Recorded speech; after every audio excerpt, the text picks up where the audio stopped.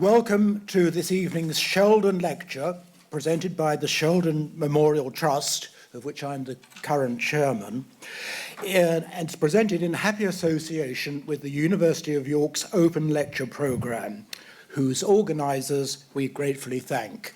And one of them was on my left just a minute ago, Naomi Richards, and it's been a pleasure to collaborate with Naomi and her colleagues. Firstly, a couple of practical notes. One is the usual reminder, please, to turn off your telephones, mobile telephones. Two,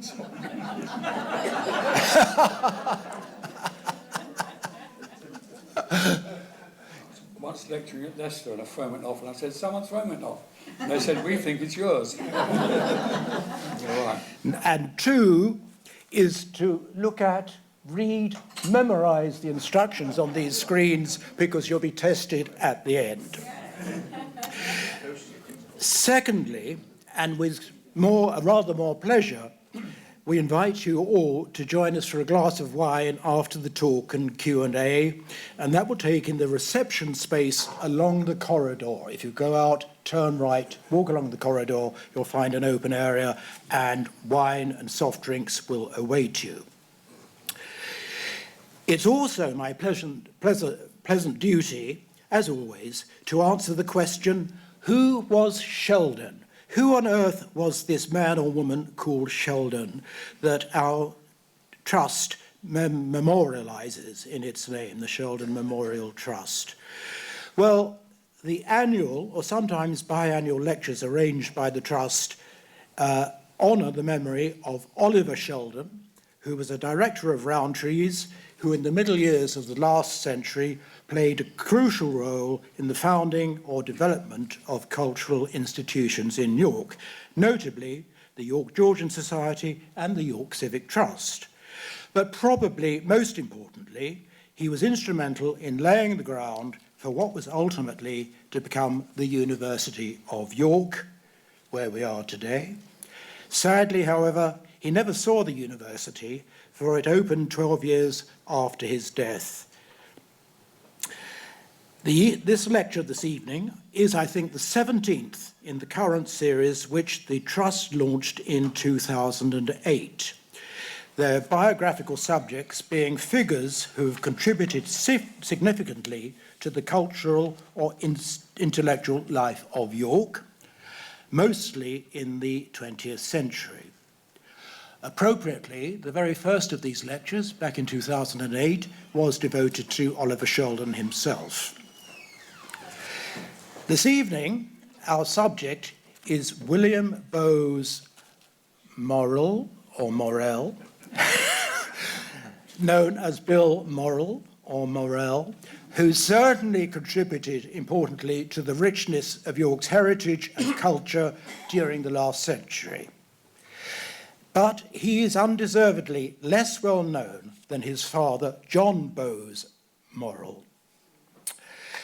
Our lecture this evening will seek to redress that imbalance, and it's been arranged to mark the 50th anniversary of the founding by Bill Morrell of the York Common Good Trust, and we're delighted that the chairman of that trust, Michael Sessions, is here this evening. Indeed, it was Michael who proposed the lecture, and he's joined by many of his fellow trustees, a good number of whom are actually members of the Morrell family. So welcome, especially to those trustees and family members. This evening's speaker was to have been Sarah Shields, who chairs the Sheldon Trust's Lecture Subcommittee. Sarah taught at the Mount and Bootham schools and has published on the history of the Mount School, on Arnold Rowntree, on his sons, and on the Friends of York Art Gallery, and on the Yorkshire Philosophical Society.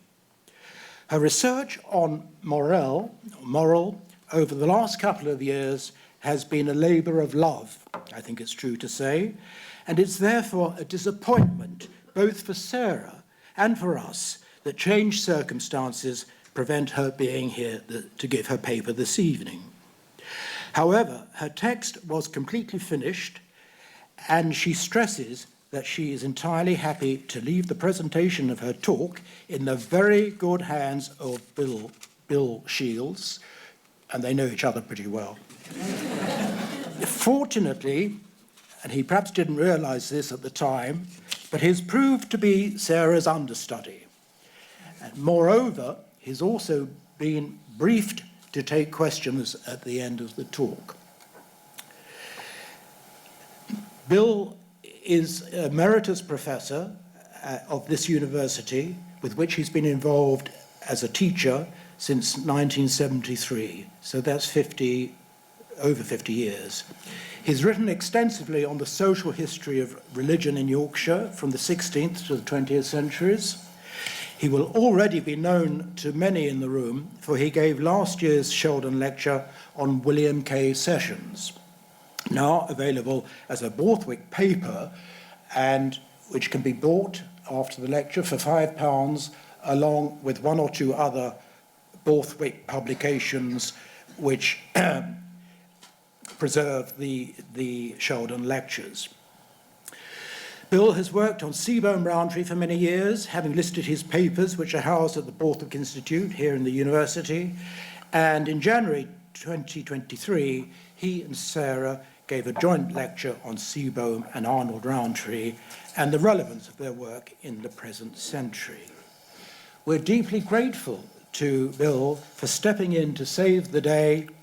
Please, everyone, join me in welcoming him.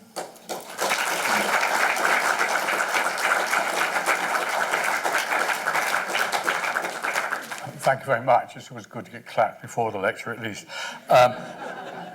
This is actually, those of you who remember 78 will know about his master's voice, and tonight you're actually getting his mistress's voice. And I hope I can do justice to the prose. It's quite difficult to read a lecture. I will be reading. I haven't remembered enough of it to risk departing from the text, but it does mean also that I can't cut and paste as for time, which one normally does when one's lecturing, or I will feel less confident doing so.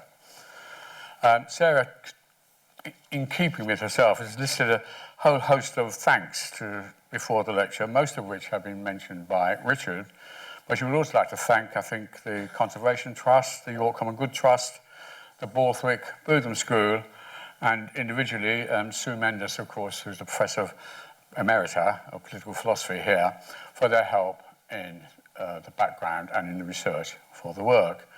And also, whether it's thanks or not, I think Michael Sessions persuading her to undertake it. She might be thankful. I think I'm less so, having lived with it for a couple of years. But anyway, there we go. Well, let's get started. Here we are. On the 10th of December 1964, Bill Morrell, and I'm going to stick with that, there's no messing about. Bill Morrell wrote to his friend and colleague on the Joseph Rowntree Reform Trust, Edward Goodman. I saw James, that is Lord James, the first Vice-Chancellor here, yesterday at the university, and he would be very glad to come and talk to the trustees about our grant. I did not mention the grant from the C and J.B. Morrell Trust, grant for annual lectures, actually on the subject of toleration, as early as 1964 mooted, because I feel that before we see him about this, we must be much clearer in our minds about what we want. Have you any further news from Popper, that's Karl Popper, Australian British philosopher and scientist, about this? I'm not sure whether you have anything to do with the Sheldon Memorial Lecture, but I'm sending you a note I found in the files about this. It may be that we should think in terms of an annual lecture, like the Sheldon one. Well, here we are today, 60 years on. The Morrell Lectures, the first of which was indeed given by Professor Karl Popper on toleration and intellectual responsibility, though not until 1981, were established by the W.B. Morrell shortly before he died, and have continued to host some of the leading intellectuals of their time to speak to the university on matters of moment. The Sheldon Lectures also continue, and I, Sarah, am honoured to have been invited to speak to you about W.B. Morrell and his legacy in York and beyond. I apologise for not being here, but I hope to have done him justice, and delight to have members of the family here in the audience. William Bowes Morrell was born on 18th February 1913 in the parental home at Burton Croft, York. His father, J.B. Morrell, son of the Methodist William Wilberforce Morrell and his wife Lydia. His mother was Bertha Spence Watson, a well-known Quaker family. In 1902, John Bowes Morrell married Bertha, former Mount School pupil and daughter of a Quaker solicitor from Gateshead. They met through the York Liberal Party, where she had been persuaded to canvass on behalf of the Liberal candidate in the 1898 election. 2 daughters, Lydia in 1904 and Elizabeth in 1907. In 1913, they were followed by William Bowes, hereafter referred to as Bill, as he was known as. By some accounts, he was a rather naughty little boy, not above tricking his sister's friends by trying to get one of them to swallow a caterpillar instead of a chocolate, Rowntree's packages. In 1921, the census shows the family were living at Burton Croft here, with a nurse, a parlourmaid, a cook, a housemaid, and an 11-year-old Austrian boy, student, staying with the family. Now, that will be in keeping with a Quaker view of forging contact with those who had been on the opposing sides in the previous Great War, now known as the Great War. The name J.B. Morrell is well known in York, and never mind. Needs no introduction to the present audience. The director of Rowntree's, and for many years the only non-Rowntree on the board of the company, he was also very active in the York politics, serving as Lord Mayor in 1914-15 and again in 49-50.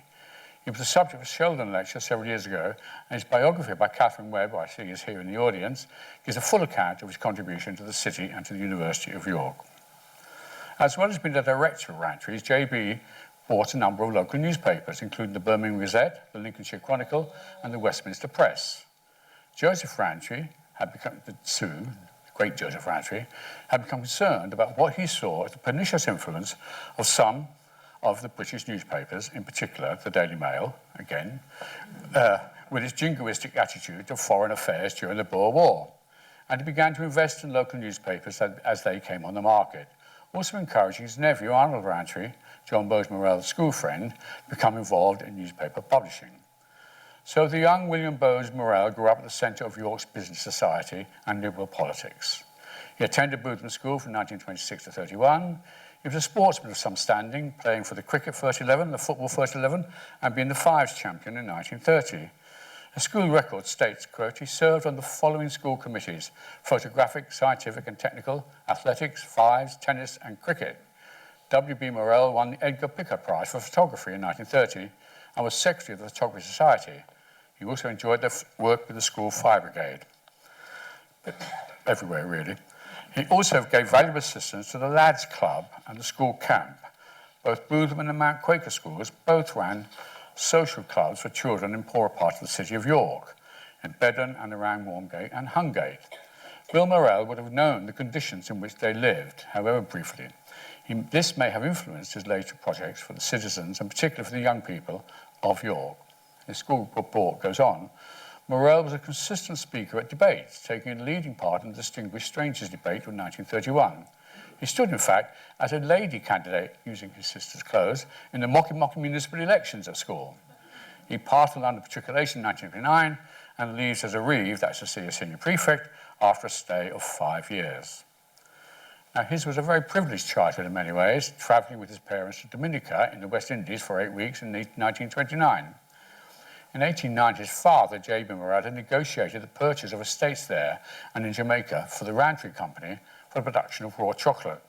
And when Bill was 16, his father evidently thought it was a good idea to take him on one of these business trips. Bill Morrell again crossed the Atlantic to the United States and returned from New York on the Empress of Britain in 1933 as an undergraduate. In 1931, he went up to St. John's College, Cambridge, where he read economics and law, graduating in 1934. Whilst at Cambridge, he was an active member of the Cambridge University Liberal Club. After university, he studied law of contract and law of tort at Gray's Inn in London, and then he started work at the Birmingham Daily Gazette, one of the newspapers owned by his father. And it was that area of buying up newspapers to maintain a liberal presence that formed much of his working professional life. In November 1938, he became assistant manager of the Nottingham Journal, and the same year he became a trustee of the Joseph Rowntree Reform Trust. His father had become the first non-Rowntree family member to become chairman of the trust in 1951, succeeding Benjamin Seaborn Rowntree. And when he died in 1963, Bill Morrell took over as chair until his own death in 1981. In the late 1930s, however, when another European war looked increasingly likely, many young men of Bill's generation volunteered to train for military service. By the autumn of 1939, he had joined the Royal Artillery Company as a lance bombardier. Immediately after the outbreak of war, he married Kate Lisa Probst, daughter of Professor Emil Probst and his wife Magdalena, recent refugees from Nazi Germany. Sarah did have a picture of the wedding, she says, but I can't find it. So this is Professor Probst, the father-in-law, which is unlikely for this, but it was a quiet wartime wedding, like so many other young couples at the time, and he rejoined his unit a day or two later. The wedding was reported in the Morrell and provincial newspapers and had an entry in the Times for 21st of December 1939. Among the guests was Oliver Sheldon. Behind the simple wedding reports lies a story of those tumultuous times. Emil Probst was an Austrian Jew who in his youth had converted to Christianity and had served in the German army in World War I. But that did not save him from Nazi oppression in the 1930s. He had an international reputation for his work on building materials such as pre-stressed concrete, and in 1926-27 he had been elected as director of Karlsruhe University and had set up the Structural Engineering Research Institute there. In 1929, he'd been elected to the American Academy of Arts and Sciences. When Hitler came to power in 1933, Emil Probst was expelled from Karlsruhe by the Nazis. In 1937, his wife and children came to Britain, and in 1939, he followed them into exile. At the time of Bill Morrell's marriage to Kate Probst, the family address was given as Dolphin Square in London. Shortly after Bill and Kate's wedding, at the time of the collapse of France in the spring of 1940, and the apparently imminent danger of German invasion, Winston Churchill ordered that all enemy aliens, German, Austrian or Italian, should be locked up for fear that they might assist the invaders. And despite the fact that most of them, in fact, were themselves refugees from Nazism, they were deported to the Isle of Man and kept in confinement there. Emil Probst was among them. But when it was discovered that he was an expert in the development of reinforced concrete, he was released and recruited to help the British war effort. This must have been a time of great worry and uncertainty for the family, as many such refugees were deported to Canada and Australia and had to face the dangers of submarine attacks en route. Emil Probst became a British citizen in 1942 and he lectured at Bristol University from 43 to 45, working then for the research department for the Ministry of Works. In 1945, he was officially reinstated as a professor emeritus at Karlsruhe at the end of the war. His experience and that of his family would have been not familiar to the Jewish emigres whose stories are told by Daniel Stoneman in his book, Hitler's Emigres, The Cultural Impact of Britain of Refugees from Germany. As Stoneman remarks in his book, Hitler had been prepared to destroy German science, but one direct result of his policies was to export some of the finest minds to Britain and to the wider world. For his war service, Bill Morrell served with the Royal Artillery, being promoted as second lieutenant in July 1941 and captain in 1943. His son Nicholas related his father did not talk about his time in the army, but he served in the Scheldt. And after the liberation of Holland, this is the Scheldt and Canadian forces landing there. After the liberation of Holland, he commanded an anti-aircraft battery on the Western Scheldt in a village called Ossenisse near Antwerp. Here's Ossenisse today. Their job was to prevent German aircraft from reaching Britain and bombing London or attacking the airfields that were supplying the Allied armies in Northern Europe. In the 1960s, Bill Morrell and his son Nicholas went back to the village and met some of the people he'd known during the war. That diversion has a point, really. Bill and Kate Morrell's first son, John Bowes Morrell, was born in 1942, followed by Peter Spence in 1946 and Nicholas in 1949. In 1940, here they are as a family group in their new home. In 1945, Bill returned to work as assistant manager at Nottingham Journal, and the family settled in a house they called Ossenisse after the village where he had been stationed. Apparently, the local Nottinghamshire neighbours called it Ossenisse. Despite the readjustment needed, he settled back into home and family life and returned to his position at Nottingham Journal, where he was appointed general manager at the beginning of 1947. Bill Morrell never lost his close attachment to York or to the Roundtree Trusts and to ensuring the contribution of his father's tireless work for the city and its people. As John Shannon was to put in his funeral address, he was a man of three words: commerce, charity, and conservation. I now look at each of those aspects in his very full life. His life in commerce was in newspapers and in the commercial press, inspired, I suppose, by Joseph Roundtree's ambition to create a sort of non-capitalist press. At the end of the war, he returned to Nottingham as manager of the Nottingham Journal, leaving in April 1948, take up the position of chairman of Westminster Press provincial newspapers and the Birmingham Gazette.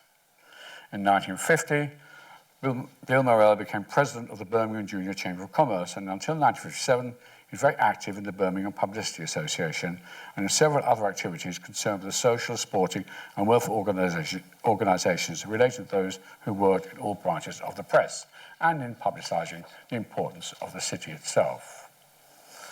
He was secretary of the Birmingham Civic Society, and in 1955 he was one of the group who went to visit Birmingham's twin city of Lyon in France, looking at the road and traffic management systems and rental regulation in that city. The cities had been twined in 1951 as part of the post-war movement to encourage greater understanding and friendships for the future. Birmingham and Lyon were both founding members of Eurocities network of major European cities and were later members of the EU Regenera network, exchanging good practice on regeneration issues. These were developments after Bill Morrell's own heart, as we shall see when we come to his work in York for the Conservation Trust and others. In 1957, he was appointed the general manager of Westminster Press Provincial Newspapers Limited and moved to London to 99 Southend Road in Hampstead, NW3, where he was to live for the rest of his life, taking a regular morning dip in the Hampstead Heath ponds. In 1962, he became director of the newly formed Evening Newspaper Advertising Bureau. And in 1951, the Pearson Company had bought a major interest in the Westminster Press. In 1957, they bought the Financial Times newspaper in a deal that also gave them a 50% share in The Economist, at the time when Bill Morrell was appointed general manager. In 1964, he became managing director of the whole Westminster Press. They brought a new generation of managers to the group, which greatly increased its size under his leadership. In 1968, Pearson acquired Longman's big educational publishing company, and in 1970, after the death of its founding proprietor, Alan Lane, Pearson bought Penguin Books, and Bill Morrell therefore became involved in the management of the company that included Penguin, as well as Pearson's other ventures in educational publish, including one which we've all benefited from in our youth, the Ladybird books. As well as that, of course, the Lady Chatterley trial for obscenity in 1960 had put Penguin Books in the headlines and secured their place at the forefront of modern British publishing. Bill Morrell was some years at the head of this publishing empire. In 1976, the Joseph Ranch Reform Trust, however, under the chairmanship of Bill, sold its newspaper shares in the Westminster Press, and in 1978, he retired from that activity. We might now look at returning him to York. Although Bill Morrell's working life took him away from York, he always retained very strong ties to the city and to his family. His father lived until the age of 90, dying in 1963, shortly after his 90th birthday, and had been awarded the honour of being the new university's first pro-chancellor. As his father's only son, Bill had been expected to take up the mantle of the Rantry Trust. He became a trustee of the Joseph Rantry Trust in 1938 and took over as director of the trustees in 1960 following his father's death. This gave him the opportunity to move the work of the trust in new directions. The Joseph Rantry Social Service Trust had been formed in 1905, and unlike the village and the charitable trusts, its remit was to work on national issues, and originally in particular to promote temperance, the aim of liberal social reform, and the strengthening of democracy. Over the 120 years of existence, the Trust, renamed the Reform Trust in 1990, or for clarity referred to as the Reform Trust throughout the lecture, has worked on the remit given to its founder, Joseph Rantry, in 1904, when he wrote of the need to search out the underlying causes of weakness or evil. He writes, "Perhaps the greatest danger to our national life arises from the power of selfish and unscrupulous wealth, which influences public opinion largely through the press. If funds permitted and directors of the Social Service Trust were equal to the task, it would be quite in accordance with my wish that they should control, by purchase or otherwise, a newspaper or newspapers, conducting them not with a primary view for profit, but with the object of influencing public thought in right channels." And that's what, of course, Bill's work had been done in the early part of his working life, until 1978. During the years of Bill Morrell's chairmanship of the Reform Trust, from 1963 to 81, it took quite a change of direction. In In its first half-century, the Trust worked in close conjunction with the Charitable Trust. After World War II, the Trust had created the Acton Society, named after 19th century historian we all know about, Lord Acton. Power corrupts, and absolute power tends to corrupt absolutely. The Acton Society was an early form of think tank, set up to analyse the implications of the founding of the National Health Service and the nationalisation of industries such as transport, coal and steel. Topics viewed at that time by some of the older generation of trustees with misgivings as being too radical and perhaps too socialist or statist. However, the issues raised by this research influenced the next generation of directors under the chairmanship of Bill from 63 to 81. Among them were Richard Wainwright, 59 to 84, and Joe Grimman, 57 to 85, both Liberal MPs, and two businessmen, Edward Goodman and Richard Rowntree, the younger son of Arnold Rowntree. They were joined in 1970 by Pratap Chitnis, head of the Liberal Party organisation, who became the Trust's secretary and later its chief executive, by David Schutt, a Halifax-based accountant and local councillor, who strengthened the Quaker and Yorkshire bases of the Trust, as well as its finances, and Trevor Smith, an academic at Hull and York universities, who became research advisor to the Trust. In the early 1970s, they studied the power and the means of control of television and broadcasting, if you like, the new means of popular dissemination. And they played an important part in the subsequent setting up of the Annan Royal Commission, which reported on the future of broadcasting in the UK. These issues are as important today as they were in the 1970s. One of the JR Reform Trust's innovations of the 70s, with which Bill Morrell was particularly associated, was a scheme to finance research assistance for front-bench opposition MPs to improve the quality of opposition in the House of Commons. Because they were financed by the Rowntree Trust, these assistants became known as chocolate soldiers. And the idea was then taken up by the Wilson Labour government in 1974. And it has now become almost a rite of passage for would-be MPs to serve in such capacities, SPADs, I suppose they're called today, which has both advantages and disadvantages, perhaps, for the composition of the House of Commons. Also, during the 1970s, the Trust provided accommodation at the historic Quaker-owned property of 9 Poland Street in Soho for the offices of several small single-issue pressure groups, such as Friends of the Earth, Youth Aid, the Low Pay Unit, and the Campaign for Press and Broadcasting Freedom, to give them space to operate from. And at times, the free-ranging nature of some of the pressure groups that are housed there would cause some embarrassment to the Rowntree Trusts themselves. Bill Morrell died in 1981, and shortly before his death, the Round Reform Trust funded a Hansard Society inquiry into the financing of politics and recommended a pattern of controlled state aid to political parties that it was hoped would increase party membership and restrict local expenditure on elections. Neither the Labour Party nor the Conservatives would accept this at the time, and we are currently left with the question marks over donations to political parties that can result in promotion of donors to the House of Lords. Constitutional reform and the strengthening of democracy have been long-term issues for the Reform Trust, and during Bill Morrell's chairmanship in the 60s and 70s, he made sure these were kept on the public agenda and under discussion. Back to York and the Conservation Trust.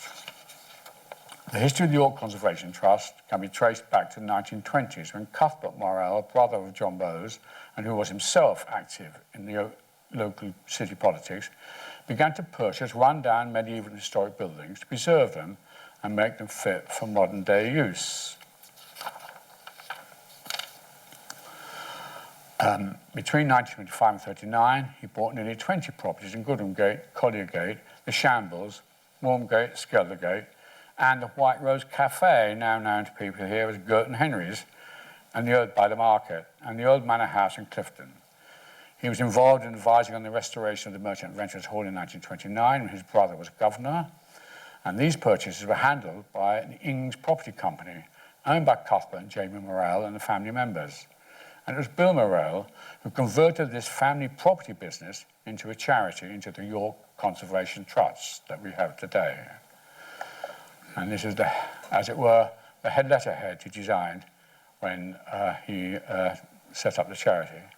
The activities of the Morrell family should be set in the context of 20th century town and city planning, which had first become the subject of legislation in 1909.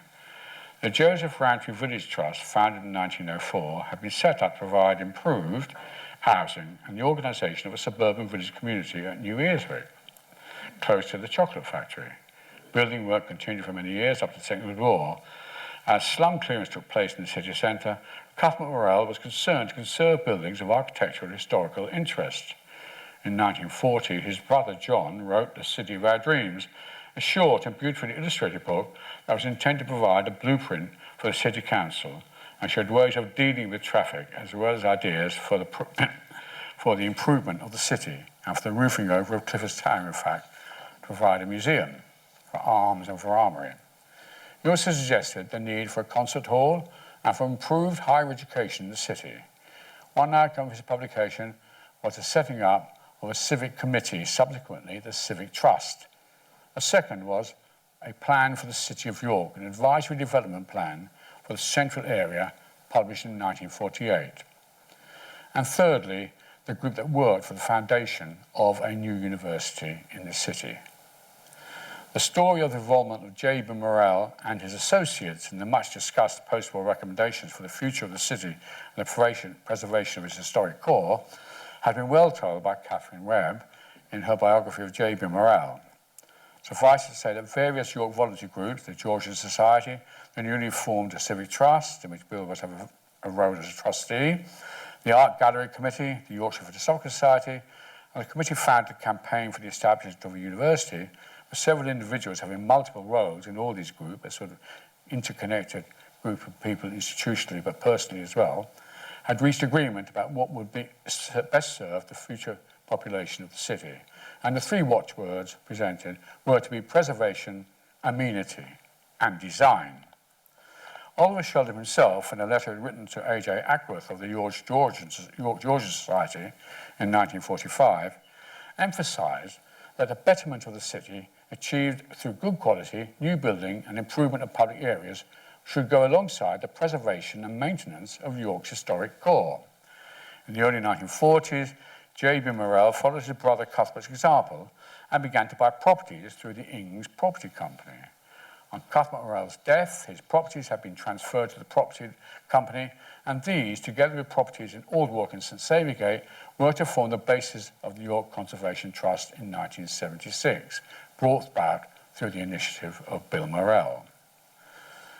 When he took over as chair of the Ings Property Trust in 1968, Bill Morrell decided that they should seek to turn the company into a charity. And in 1969, a draft deed was drawn up that included a clause that if future generations of no family member wished or was able to manage historic properties, then some means of handing them over to the National Trust or a similar body should be found to, as it were, continue the work without the family involvement. In 1975, the letter to the Register of Companies stated the purpose of the trust was, quote, to acquire old properties in the City of York and to repair, restore and refurbish them so that they may be occupied at reasonable rents either by domestic tenants or by tradespeople. In 1976, after consultation with the Civic Trust, it was decided to rename the trust the York Conservation Trust. I think I've jumped there, have I? No, that's all right, sorry. And Bill Morrell wrote, perhaps by means of a symbol, a logo, we could indicate that we take over and restore historic buildings in the more derelict parts of the city, which later became conservation streets or areas put to a useful purpose. It's particularly important to my mind that residential accommodation should be provided within the city walls. This was an extremely important time in the history of York's fabric and in its planning for the future. The 1960s had seen the arrival of a new university, and with it came people who took a fresh eye to the heritage of the city, and the city planners themselves were facing the challenges presented by modern traffic management, how to protect the traditional businesses and how to affect tourism in the city at the same time as moving its economy forward. Oh, that's the Conservation Trust. I think they were in the wrong order. Sorry, that was you see that, of course, on the houses and the properties they now own. Here we've got, and that's Ingram's Almshouses, purchased by the Ings Trust. And in fact, Bill Morrell himself retained an apartment here and his wife Kate lived there after his death, but he retained an apartment here while he was working in London when he needed to be here on business in York. Here we come now to some pictures of, if you like, York in the 50s and 60s. This is the famous gallery painting, the York Art Gallery, which shows the cooling tower here on Foss Island to the right of the picture. It's long been demolished, and also, I think, Redfern's factory. But actually, it's not really it's a fabricated scene, which actually foregrounds the historic past in Clifford's Tower, and in the background you get some other sort of industrial buildings of the city.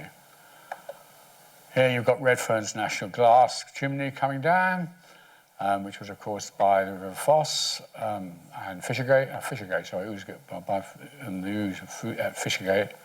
And you've got the Gravers Workforce rolling Hamburg's factory, which is still in the centre of the old city. In 1962, the Royal Commission on Historic Monuments produced the first of its 5-volume survey of York's historic buildings. The Civic Trust assisted the local authority in a bid to be considered for a government-backed grant on the back of this work, and it gave 50% of the cost of such an undertaking.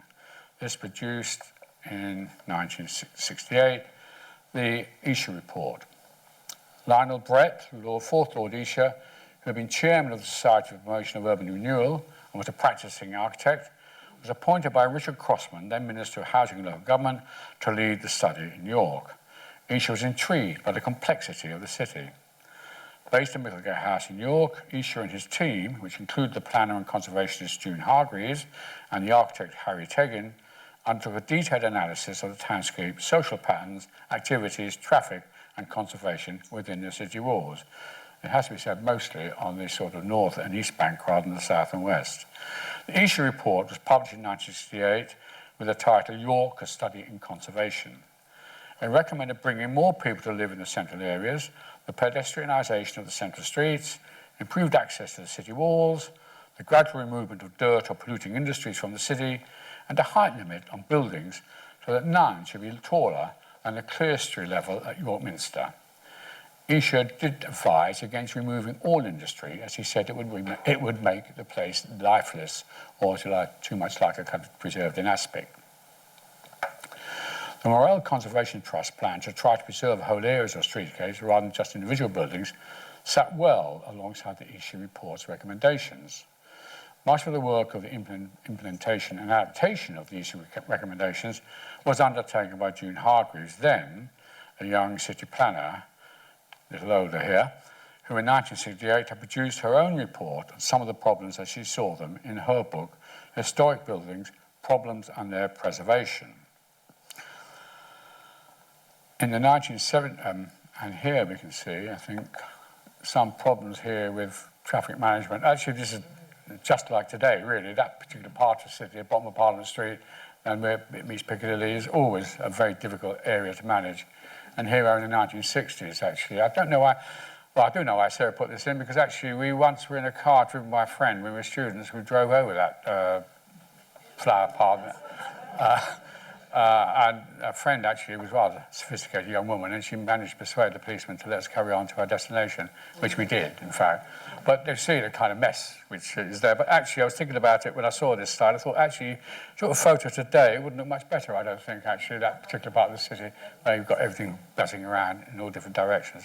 However, in the 1970s, York Minster was undergoing major structural work to save the Great Central Tower from collapse. This led to further consideration by the city planners on traffic management and the creation of pedestrian areas and zones in the city centre, Stonegate, Petergate, the Shambles, and the first of these. A little break now for 2 minutes to show some slides of Conservation Trust properties, as it were, inspired by these concerns of streetscapes and traffic management and others. And we've got this is Peasholm House. You wouldn't recognise the one on your right, would you?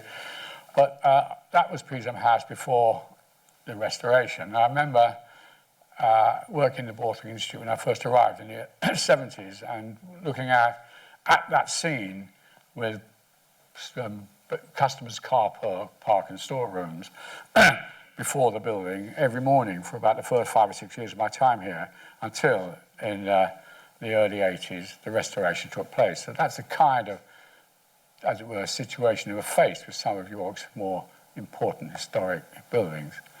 And here we've got St Sampson's Church, of course, which was turned from a redundant church into a repurposed person centre with help from the Civic Trust, and the garden and the Medical Society rooms behind. Now that, of course, again, the Conservation Trust work exactly right, because people live in there at reasonable rents whilst preserving the historic building.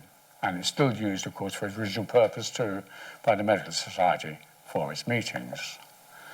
And here's some other Conservation Trust properties, most of which you'll know, so I won't go through them.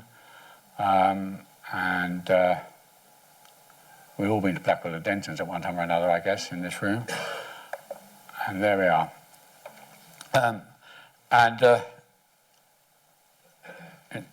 So we go on until really the work continued into the 21st century, with acquisitions have included important buildings throughout the city centre. In 2002, it bought the Assembly Rooms from the City Council, who had owned them since 1925. In 2016, it bought the Theatre Royal, dating back to 1744. It was one of the oldest the oldest continuously working theatre in the United Kingdom. More recently, it's bought the Grey Rooms adjacent to the theatre, thus contributing much to York's cultural quarter that includes the Art Gallery, the Central Library, the Yorkshire Museum and Gardens. As the university plans to surrender its lease on King's Manor as of next year, it remains to be seen what will become of that iconic building in that particular cluster of properties. Here we have the Grey Rooms, and yes, that's it, and the Officers' Club as it was during the war. Another project of Bill Morrell's, only completed after his death, was one that had been dear to his father and uncle, and that was of setting up a museum of rural life. They had both been involved in setting up the York Castle Museum to house the collection of Dr. Kirk in the 1930s, and in the 1950s their idea had been to build an outdoor village museum on land adjacent to Hessington Hall, but of course that was eventually given to the university instead. After the war, Bill Morrell took an interest in the development of outdoor village museums that were being set up in Europe and visited some of them himself. When the Hessington plan changed and such a museum was not forthcoming, he gave £90,000 towards the setting up of the Yorkshire Museum of Farming at Merton, when the old cattle market was moved from its site at the Barbican to the new premises on near the Ring Road. And there, the museum still functions as a popular museum, and particularly with Bill's work in mind, with school visits, a regular place for school visits to experience, if you like, a way of life which many of them won't necessarily be familiar with. Now, despite all the other work undertaken by him for York during his adult working life, a life that took him away from much of his time, perhaps Bill's most personal legacy to the people of York was his setting up of the Common Good Trust. He founded the trust, and now here he is. He founded the trust in 1974, for he felt, he said, that, as Thucydides had written, it is a people, not walls, that make a city. He wrote notes for the trustees to make his intentions clear. Quote, first and foremost, it should be for the good of the citizens of York. I was conscious of the need to help people rather than the environment in which they live. It is for this reason that generally grants should not be made for bricks and mortar or conservation, but there may be occasions when grants can be made to improve amenities. For example, to provide an adventure playground for children in an area which lacks such facilities. So the balance between, if you like, bricks and mortar and personal living experience has to be kept in mind. He set out the lines on which the trust should operate and nominated York organisations that were invited to provide a trustee for a term of 3 years before re-election. These were the City of York District Council, as it then was, the York Community Council, the Round Tables of York, and the Roundtree Cocoa Works Community Fund. Other organisations involved in the field of social and community welfare, up to 7 in number, could be invited to join as well. The funds were to be distributed by a management committee, separate from the trustees, whose role it was to look after the trust income and investments. He nominated his son Nicholas Morrell John Shannon of the Civic Trust, Michael Sessions is here, and Geoffrey Heselton as trustees. He hoped that the trust would include women members for, as he quotes, since they have much to contribute with their special understanding and care of human problems, very sort of its period. The first meeting of the trust was held at Bill Morrell's home, 99 Southend Road in Hampstead, on the 11th of December 1974. A capital sum of £25,309 was put up, and all but 2,000 of which was to be invested in treasury stock, and a bank account would be set up at the Midland Bank here in York. Meetings would be held 4 times a year in York at 92 Middlegate, which was then the headquarters of the Conservation Trust.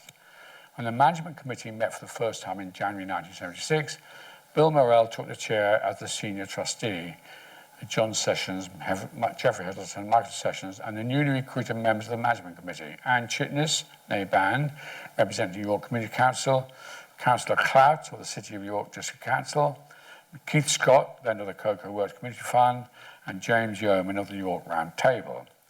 It was agreed that the trust income would be around £4,000 a year, and the only income from the investment should be spent, the capital sum given by Bill Morrell, to be preserved.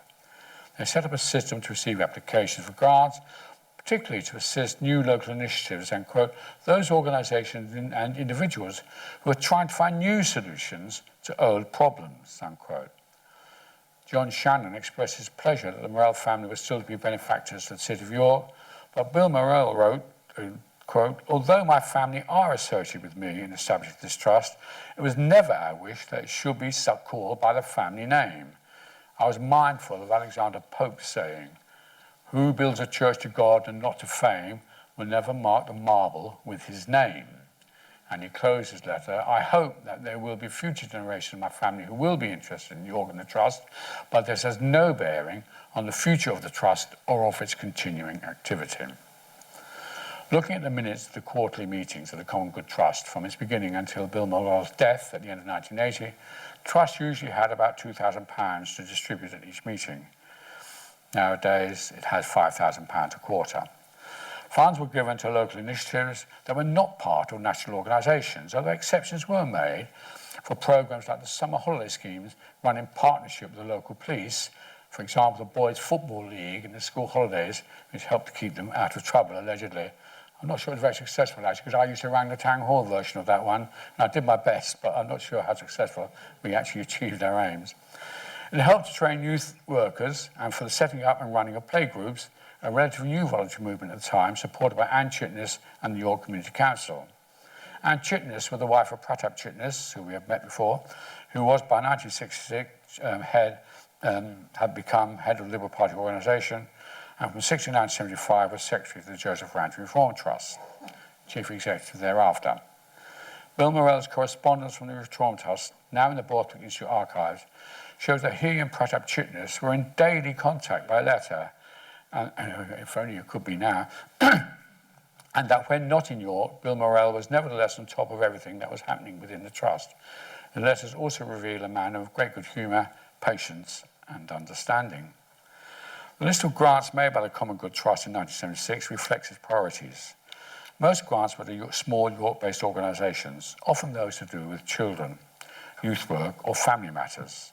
For example, a grant was given towards a minibus for Northfield School, which was a school for children with special educational needs. £100 was given to the Bell Farm play area in a particularly deprived part of the city. £200 was towards the salary of a detached youth worker. £100 to the University of York's social service organisation that ran holiday play schemes for local children. Grants were given to help with the training of counsellors for the York Women's Aid Centre, for marriage guidance counsellors, for a group work project for one-parent families, and for many other similar local projects. So you're getting a sense of where, as it were, its drive is. National organisations in general were not supportive of work outside York because they could raise funds elsewhere. Reports were required from recipients to show how the money had been spent. In time, the Trust has also helped many local organisations that encourage children and young people to participate in theatre, music and the arts, as well as in sporting and outdoor activities. Grants were given to help charities, helping the elderly and the infirm, to age concern, organisations for the blind and partially sighted, and other physically or mentally disadvantaged groups. The Workers' Education Authority that ran classes for long-term hospital patients received funding, and a variety of activities supported gives an indication again of the wide range of voluntary organisations that function in York, and if you like, the diversity of what one might call the voluntary or philanthropic sector. A poignant entry in the minutes of the meeting with the Trust held on 10th of December 1981 records apologies from Bill Morrell because he was seriously ill, and in fact, he did die the following day. As John Shannon, who gave his address in his memorial service at Minster on the 20th of January 1982, said, all this, that's his work for conservation, the Roundtree Trust, and the University Chair in Toleration, and so many other ventures, was not enough to satisfy the compelling urge that he felt to benefit his fellows. And in 1974, he set up the York Common Good Trust, the benefits of which were to flow through all the varied stratas of York society, from the provision of goalposts for children's playground, concern and active help for old people, and in between, helping and encouraging a wide range of activities for the men and women of this city. And here are the latest trustees at their meeting earlier this year. You can see that they're rather more mixed than the original group of people too. There are, I think, 3 female members there on the committee. In the grants given by the Trust since the 1980s, we can see the effects of events beyond York. International issues can sometimes come near to home. Grants were given to those dealing with the after effects of the Falklands or Iraq wars on military veterans, or the welcoming of refugees from more recent conflicts. The effects of the COVID pandemic have been recorded in the giving of a grant to enable the Yorvik Museum in York to set up online activities related to Viking history for children not able to attend school, and these have reached a very wide audience indeed. The sums currently distributed amount to an average of £5,000 a quarter, and these grants from the Trust have been very much what Bill Morrell would have wanted. They have been a means of enablement rather than necessarily a means of support. If a local group has a good idea and knows how it wishes to achieve it, the Common Good Trust will try to help to make that possible. As the Trust celebrates its 5th anniversary, it's good to know that his original vision is still inspiring the people of York to be involved in so many ways that can help sustain the idea of his father in the city of our dreams. So how do you sum up the life and legacy of this quiet, thoughtful and benign man? Nowadays, it is easy to be cynical about the wealthy and their donations in public life. Philanthropy itself is a rather mixed word in some ways. I would say that Bill Morrell was so much more than a successful businessman who devoted much of his wealth to his home city. He devoted a great deal of his energy and thought to what his trusts were providing and to how they would fit in with other initiatives in York at the time. He never had a role in Duff City government or public life, yet he continued and enhanced the work of his father and uncle. Through his own life, he formed a bridge between the infant initiatives of the pre-war generation of York's benefactors and the modern-day governance, where city planning needs to look at York's future. His trusts have adapted to modern conditions and still have a very important part to play now that global economic factors can threaten the physical and psychological well-being of its citizens.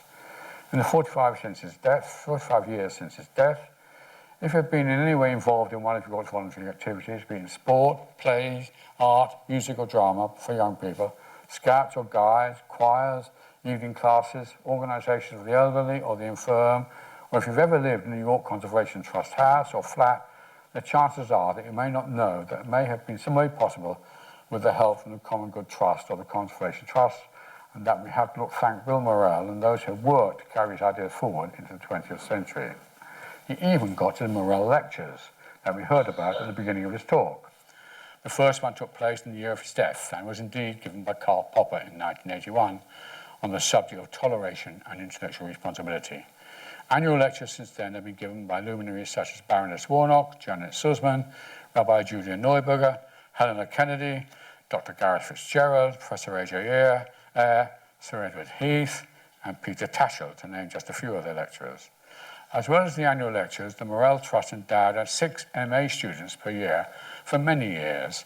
In the 1980s, studying toleration. In the 1980s, this was twice as many as the British government was funding at the time in that area. When the Acton Trust was wound up by the Joseph Roundtree Reform Trustees, a further £90,000 was passed to the Morrell Trust to help fund research studentships. Since 2015, the Morrell Centre for Toleration no longer funds an annual Morrell lecture, but instead it organises seminars and lectures on a subject of current interest during the immensely successful Festival of Ideas in June each year. And it also supports the e-ball lectures at the University of York St John. The legacy of Bill Morrell lives on in work for the protection of freedom of speech and the toleration and understanding of diversity and difference. At a time when these qualities are by no means secure everywhere in the world, his legacy deserves to be remembered and passing on to younger generations.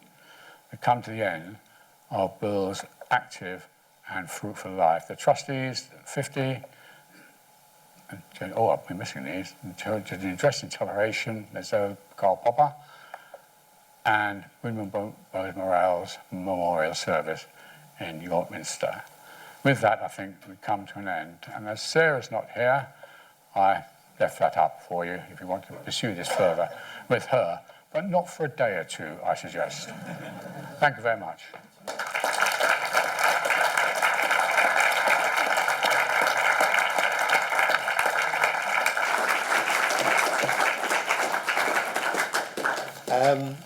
Bill has kindly said that he would like some questions.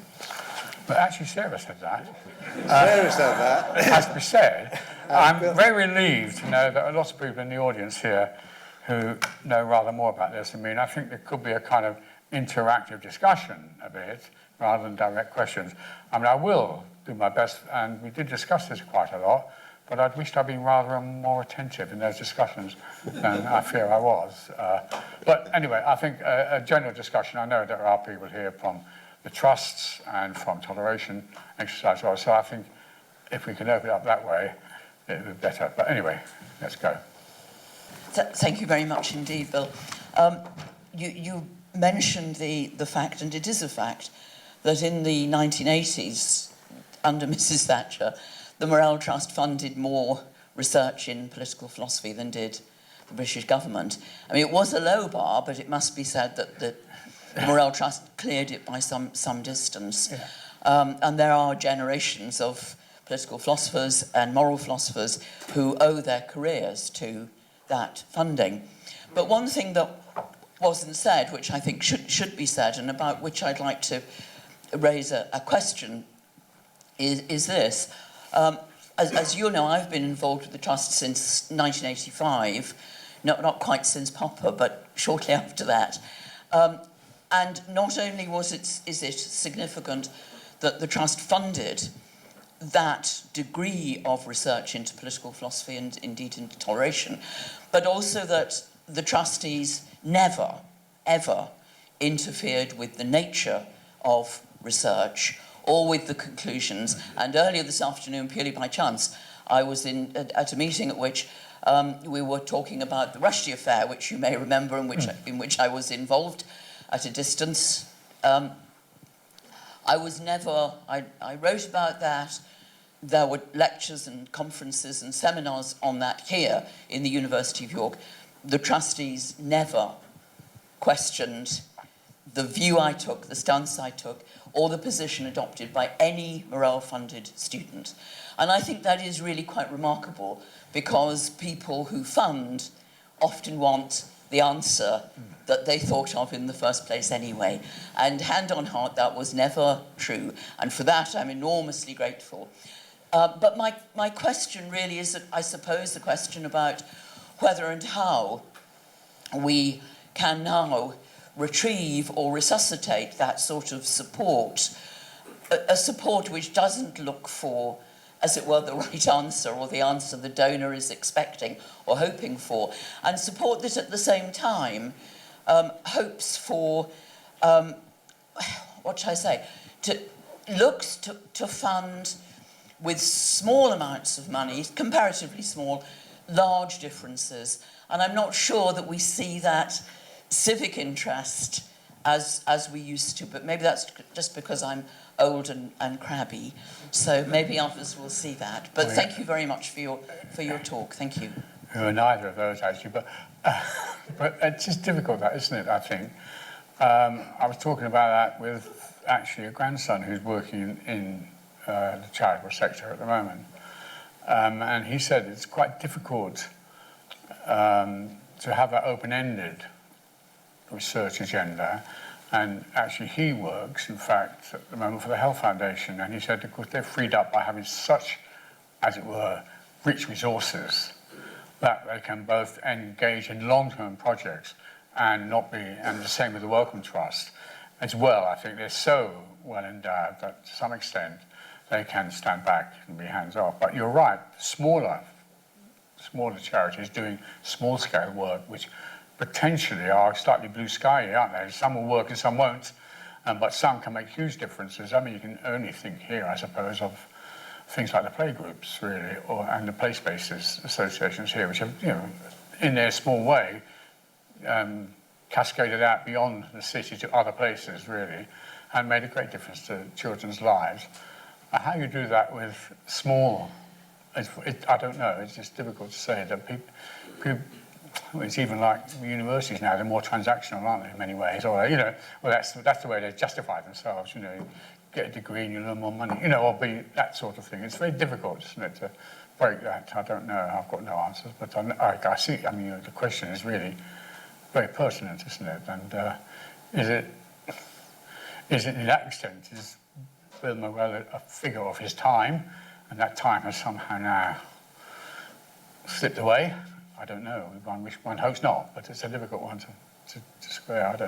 I don't know what people, there are some of you here who work in those trusts and how you feel about that now. How your work is it constrained by what you might call results in ways which beforehand it didn't seem to. The fact was important, not the result, really. The fact that these things happen was the justification, and sometimes, and if it didn't work, well, it didn't matter. Right, it's disappointing, but you know, some of them did. So you balance it like that. But I don't know what people working in trusts feel about that now and how they manage that difficulty. Well, I work in two of the trusts, right. and I can say categorically that Bill's legacy lives on, thriving. There's never any concerns about if we hand this money over, you know, what's going to be the consequences. So it's alive and well, I can tell you that. Well, that's great, because I think that is true. And what I'm saying is I think now, other funders don't seem to now share that open-ended brief, I think, or you know, they... No, so we need to spread the word, don't we? No. So your lecture, you know, has done a lot for that. Oh, not my lecture, but Sarah's. Well, Sarah's lecture. Yeah. Yes, so we all need to go out and spread that word. Mm. Well, thank you. Well, there you are. You've got her email anyway. You can continue the conversation electronically or digitally. And so we're very happy to, because sometimes you want to put this into the public arena. So if people do have experience or suggestions or corrections, she'd be very happy to receive them and enter into a conversation in due course. As I say, give it a week. How many here were at the Popper lecture? Do you remember what happened, Bill? Not a lot, no. His natural language was German, and he was a reasonable age by 1981. And I presume that his notes, his lecture notes, were in German. He started in English, as one would expect, and at a certain point in the evening, he went into fluent German. And somebody very helpfully from the audience said, Herr Professor, Sie sprechen Deutsch. Sie sind in England. Oh, Entschuldigung. And he went straight back into English. Can I add to that? I wasn't at that lecture, but it was before tape recorders, as it were. And he went into, I'm told, he went into German.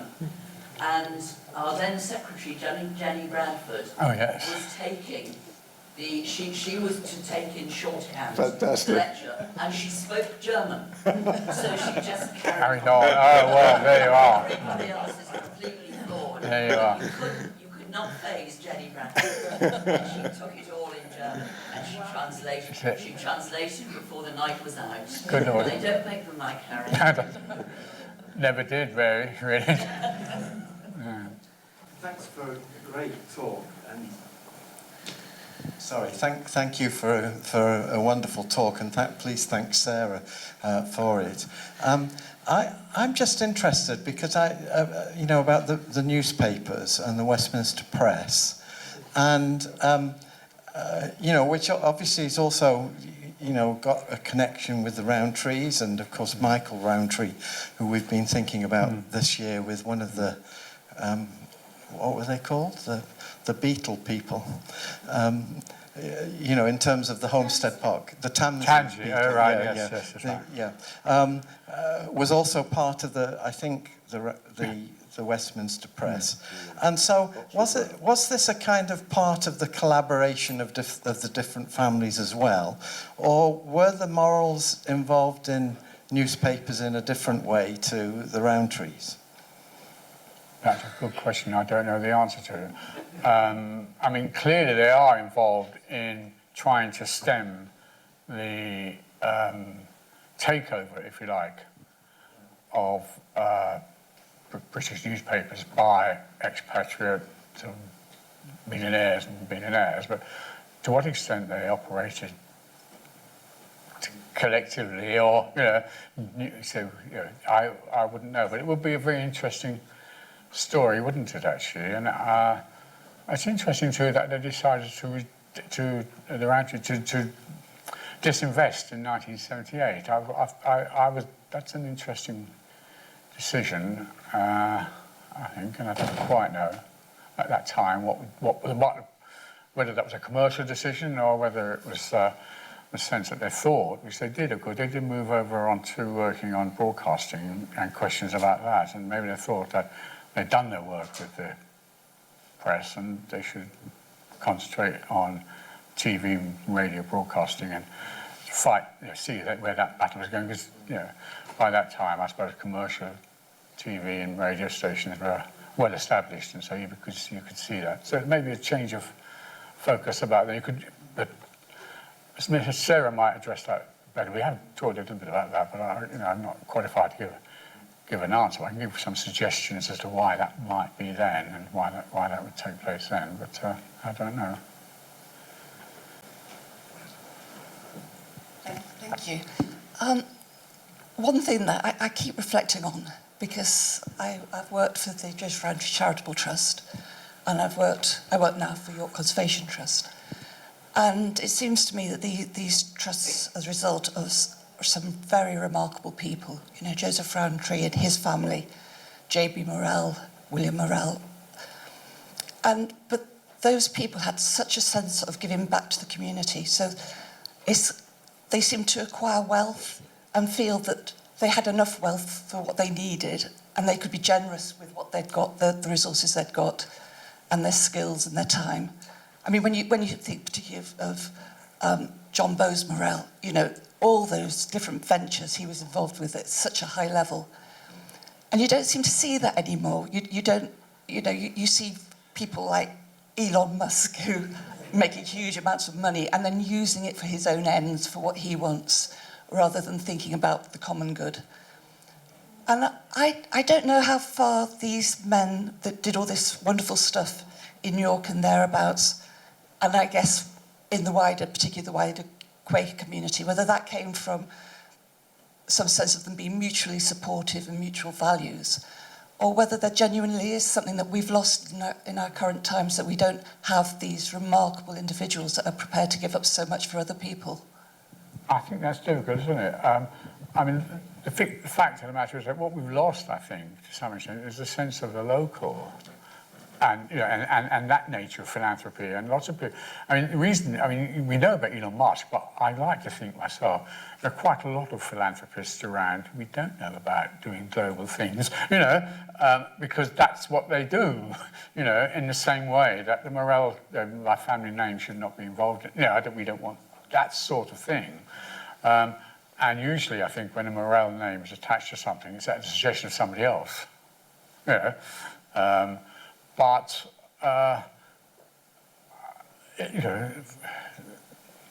capital floats about now, I think, doesn't it? It's not locally rooted often, and really big capital. And I think that changes the nature of how people operate. I mean, he's not a wonderful example, but actually, I mean, you know, Bill Gates does quite a lot of good things, actually, some of which don't necessarily bear his name, you know, and the university here has been a great benefactor, a great recipient of his benefactions through work on malaria and other. So, you know, now we all know he's a big philanthropist, but he doesn't always, you know, he's got the Gates Scholarship, we do know that, but, you know, he doesn't always do that. So it's hard. Philanthropy is a double-edged thing, isn't it, really?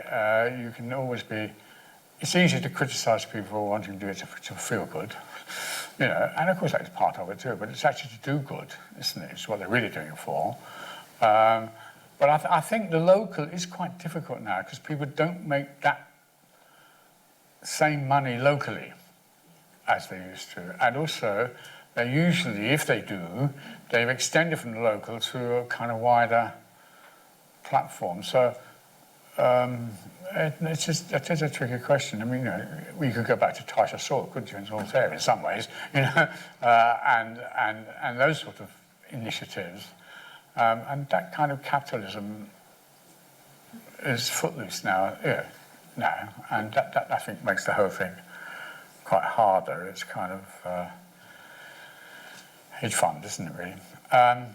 But I mean, I'm just thinking out loud, really, in response to your question. I don't know, but you know, we wouldn't know what you might call the modest benefactors, because that's what I want to be, you know. Well, but I don't know. But I do think it's hard for local ones now in that way, you know. And they build, actually, I think, on already local institutions, if you like, which also make them feel good, I suppose. But, you know, you kind of think of the film stars that sort of revive Wrexham Football Club. And they've actually done a lot for the city as well. Now it's a city. You know. But they made their money elsewhere and brought it back. It's not the same, is it? You know, it's like those Elizabethan people who made their money in London, set up grammar schools in Sedbergh and Hawes and places like that. You know, gave something back to their old place, as well. But it's not growing in the same way out of the place. I don't know.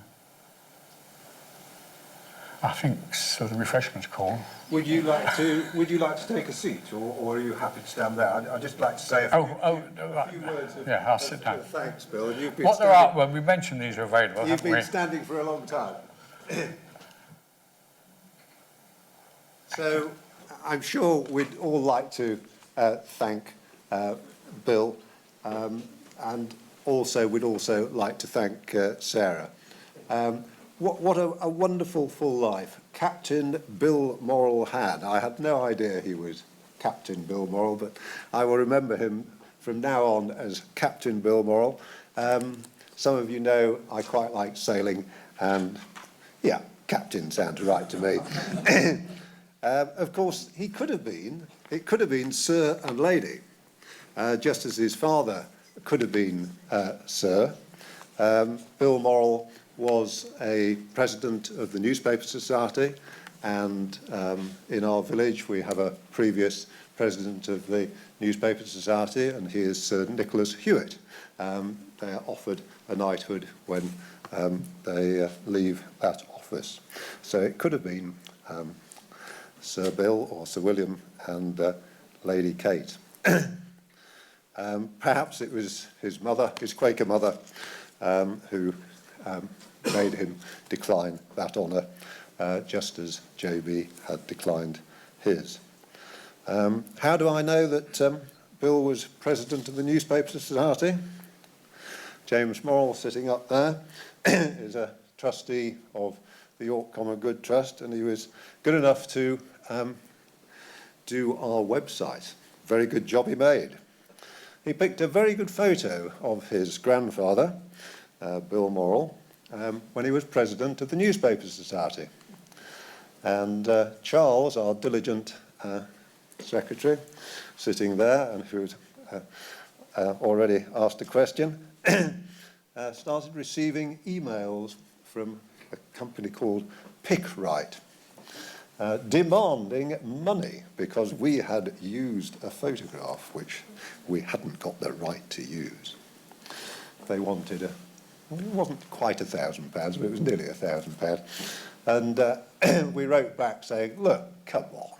I mean, Bill Morrell was the president of the Newspaper Society, ran the newspaper that probably commissioned this photograph, and we're just a charity. We got away with paying less than they had originally said, but I'm afraid we lost some funds. But we've got a very good website. We changed the photograph, and we're home and dry. My memory is quite good, but this lecture, I've remembered certain things wrong. I thought that Bill Morrell donated 72,000 in Pearson shares to start the trust. Sarah tells me that it was 25,000, and it all went into securities. It didn't stay in Pearson shares. That's what happened 50 years ago, and our trust on December the 11th will be 50 years old, or we will have our 50th meeting soon after that. What are we worth now? A little bit more, I'm glad to say. Our money's been with Charles Stanley for most of the 50 years, and we're slightly over £1 million, and as you've heard, we've got 23,000 this year to hand out. Sarah mentions Geoffrey Heselton as a founder of the York Common Good Trust meeting. I don't know how Bill Morrell knew Geoffrey Heselton, but many of you will know that he was the senior partner at Pullen and Heselton, and which is now HBH. And HBH has been a big part of the administration of the Morrell Trusts. York Common Good Trust meets there. I think the CJ and the C and JB Morrell Trust meet there, I think. Perhaps they don't. And that's in Bootham. And I'd just like to mention the names of our present secretary, Charles Walker, Philip Thake, and Christine Allpress, who have been keeping us right over the last 50 years, and that includes Geoffrey Heselton. Sarah mentions that Bill Morrell kept a house in Bootham, Ingram House.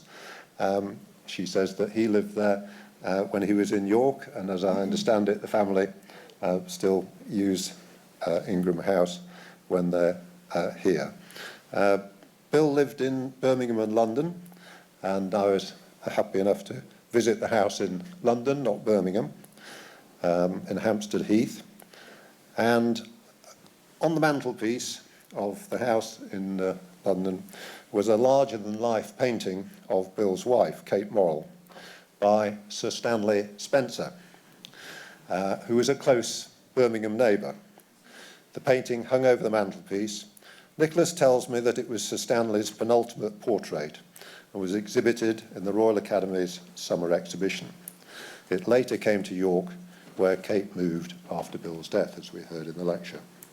If one wants to see a copy of this picture, if you go onto Google and you put in Kate Morrell, you will see a picture of her. So it's worth doing. Bill Morrell was for many years chairman of the Yorkshire Evening Press, our local evening newspaper, and also a commercial printer, Herald Printers, who were based in Coney Street, where City Screen is now based. And they published a few books under the title of the Tirelessly Press, printed by Herald Printers. And one of them was The Noble City of York, published in 1972, and it was composed of various chapters on aspects of York life. My father wrote the chapter on printing in York, which Bill Morrell had asked him to research and write. I think my mother did most of the research, and my father put the research together as a chapter. And it led to a passion with my father for printing history, which he kept for the whole of his life.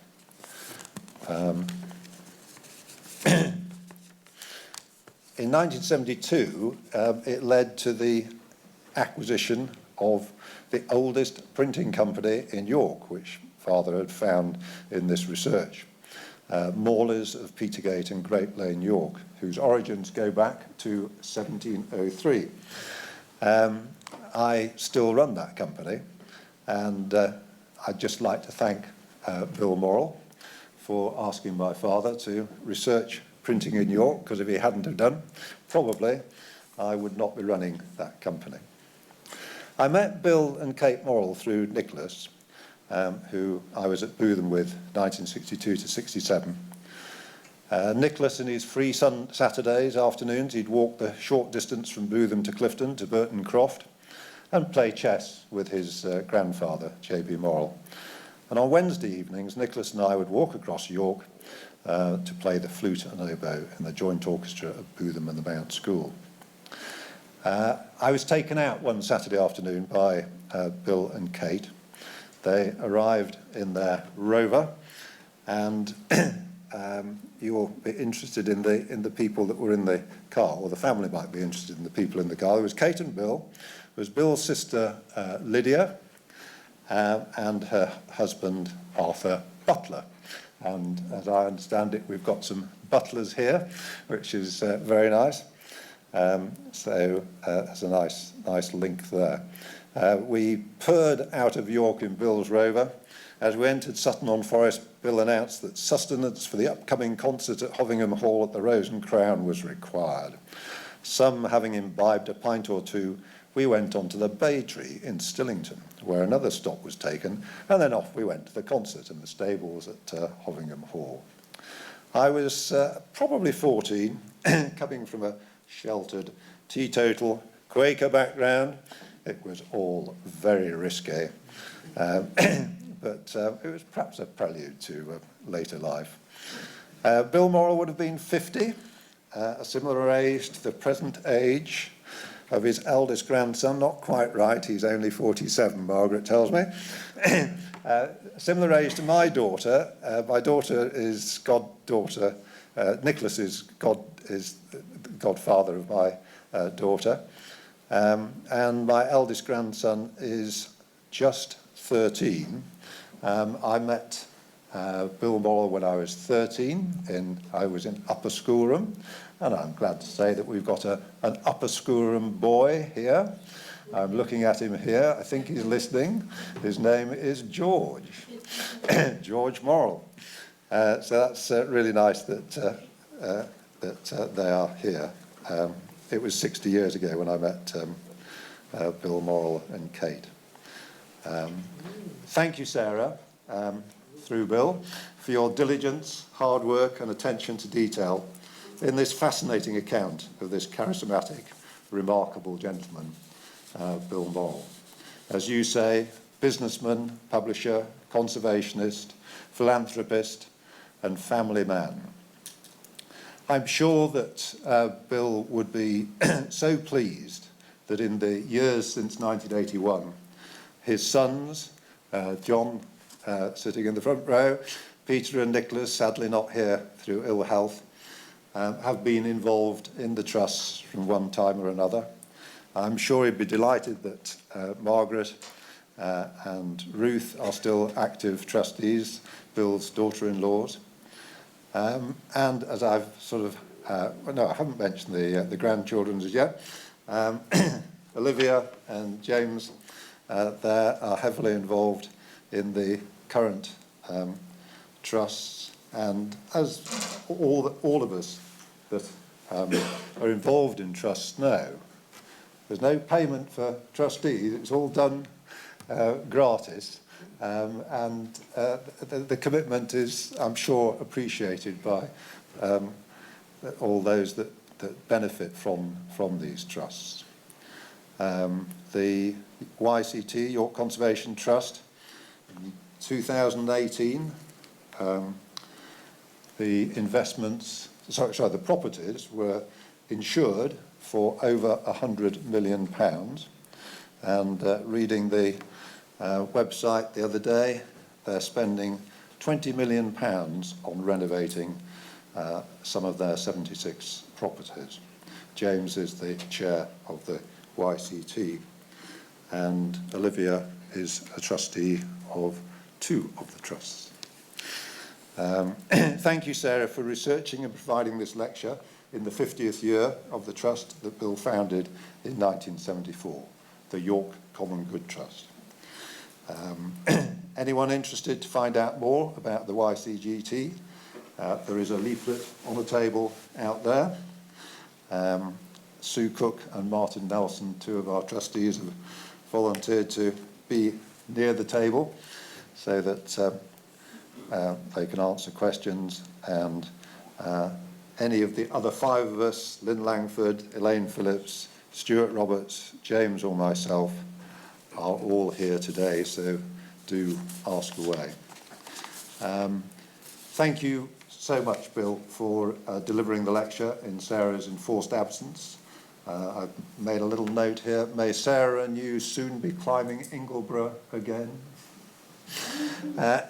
Finally, would it be possible if I asked George's biology master if he could possibly take a photograph? Would you mind if we took a photograph of the audience? It will become a publication, this lecture, and it'd be quite nice to have a modern day picture of those here. So would that be all right? Does anybody violently object? And then we'll go and have a drink.